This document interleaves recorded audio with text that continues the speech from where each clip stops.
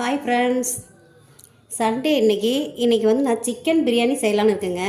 நாட்டுக்கோழி எடுத்திருக்கேன். ஒருத்தர் வந்து சிக்கன் பிரியாணி செய்யுங்க அப்படின்னாங்க.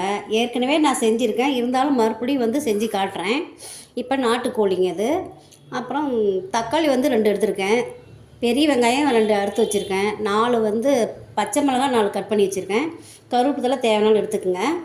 இஞ்சி பூண்டு பேஸ்ட் வந்து 2 ஸ்பூன் எடுத்திருக்கேன். நெய் 1 ஸ்பூனு. அப்புறம் சோம்பு, பட்டை, லவங்கம், அன்னாச்சி முக்கு, கிராம்பு இதெல்லாமே எடுத்து வச்சுருக்கேன். கொத்தமல்லி தழை கொஞ்சம் எடுத்துக்கிறேன். அப்புறம் புதினா இல்லை, அதனால் கொத்தமல்லி தழை போட்டுக்கிறேன். சிக்கன் மசாலா கொஞ்சம் எடுத்துருக்குங்க. இப்போ வந்து நம்ம எப்படி செய்யுதுன்னு பார்க்கலாம். அரிசி வந்து நான் புழுங்கல் அரிசி தான் எடுத்துருக்கேன். அதில் தான் பிரியாணி செய்ய போகிறேன். எப்படி செய்யுதுன்னு பார்க்கலாம் பாருங்கள். முதல்ல ஸ்டவ் ஆன் பண்ணி ஒரு குக்கர் எடுத்து வச்சுருக்கேங்க.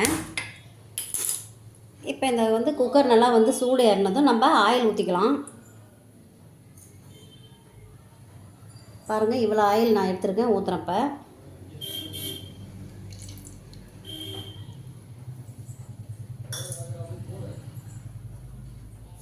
ஒரு ஸ்பூன் நெய் எடுத்துருக்கேங்க, அதையும் ஊற்றிக்கலாம். சும்மா டேஸ்ட்டுக்கோசரம் 1 ஸ்பூன் ஊற்றுறேன். இப்போ ஆயில் வந்து நல்லா காயிட்டுங்க. பாருங்கள், நல்லா ஆயில் வந்து காஞ்சிருச்சு. இப்போ கருவேப்பிலை இலையை நான் போட்டுறேன். இதில் வந்து பட்டை, லவங்கம், கிராம்பெலாம் வச்சுருக்கோம் இல்லைங்களா, அதை போட்டுடலாம்.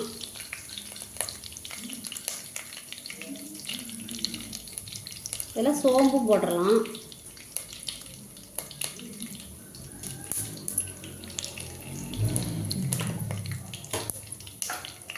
அடுத்தது பச்சை மிளகாயும் போட்டுடலாம்.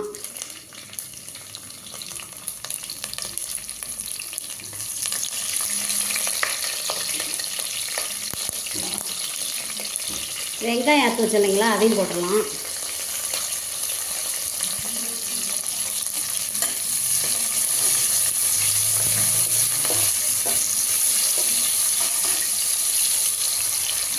இதிலே வந்து தக்காளியும் போட்டுடலாம்பா, தக்காளி பழத்தை.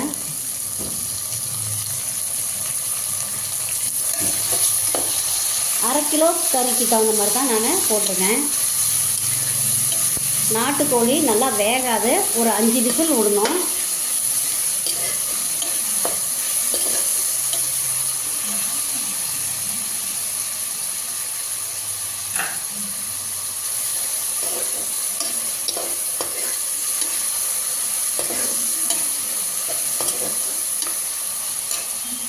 இதில் இஞ்சி பூண்டு பேஸ்ட்டும் போட்டுடலாம்.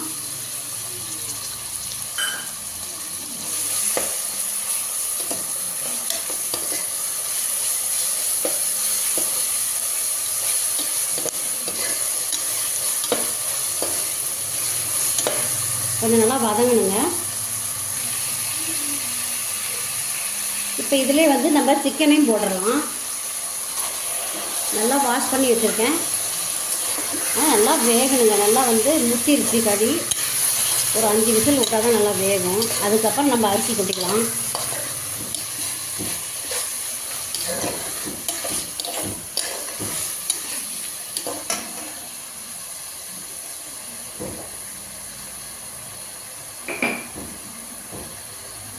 பாருங்கள், கொஞ்சம் உப்பு வந்து நம்ம தேவையான அளவு போட்டுக்கலாம் பிரியாணிக்கு. இதுக்கு வந்து நான் ஃபுட் கலர் சேர்த்துலைங்க, மஞ்சள் தூள் தான் இங்கே சேர்க்குறேன். 1 ஸ்பூன் மஞ்சள் போட்டுக்கலாம்.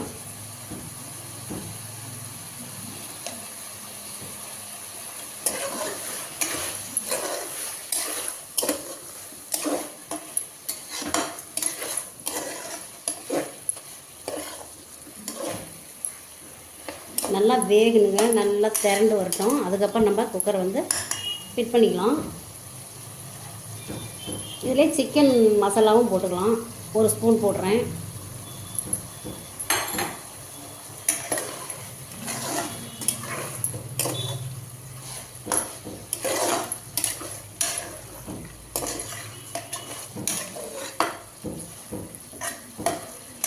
இது நல்லா வதங்கணுங்க. நல்லா சுருண்டு வந்த வாட்டி நம்ம அப்புறம் குக்கர் ஃபிட் பண்ணிக்கலாம்.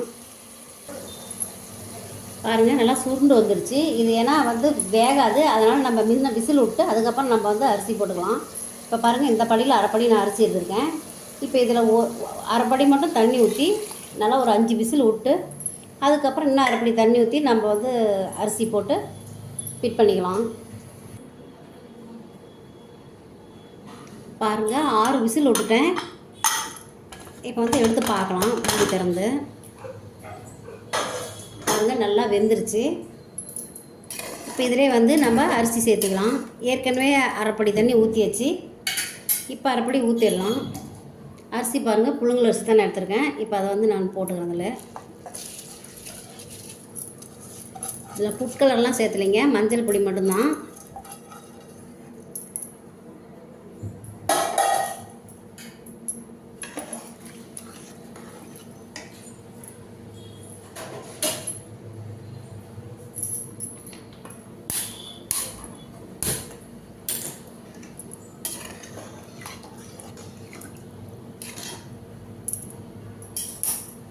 இப்போ இன்னும் அரைப்படி தண்ணி ஊற்றிடலாம்.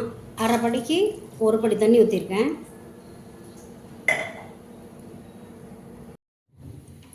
பாருங்கள் அதிலே வந்து நம்ம லெமன் கொஞ்சம் வந்து சேர்த்திக்கலாம். அப்போ தான் நல்லா பளபளன்னு இருக்கும் சாப்பாடு. ஒரு அரைப்பழம் கட் பண்ணிக்கிட்டேன். அதில் நமக்கு எவ்வளோ தேவையோ அதை நம்ம போட்டுக்கலாம்.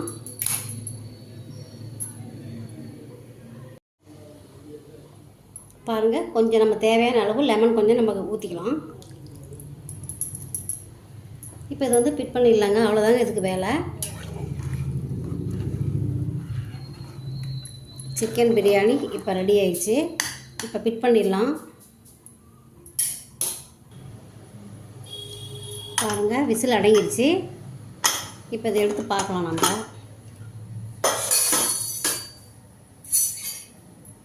பாருங்கள் சாப்பாடு ரெடி ஆயிடுச்சு. நல்லா பளபளன்னு வந்துருக்குதுங்க பாருங்கள். இந்த மாதிரி நீங்களும் செஞ்சு பாருங்கள், ட்ரை பண்ணுங்கள்.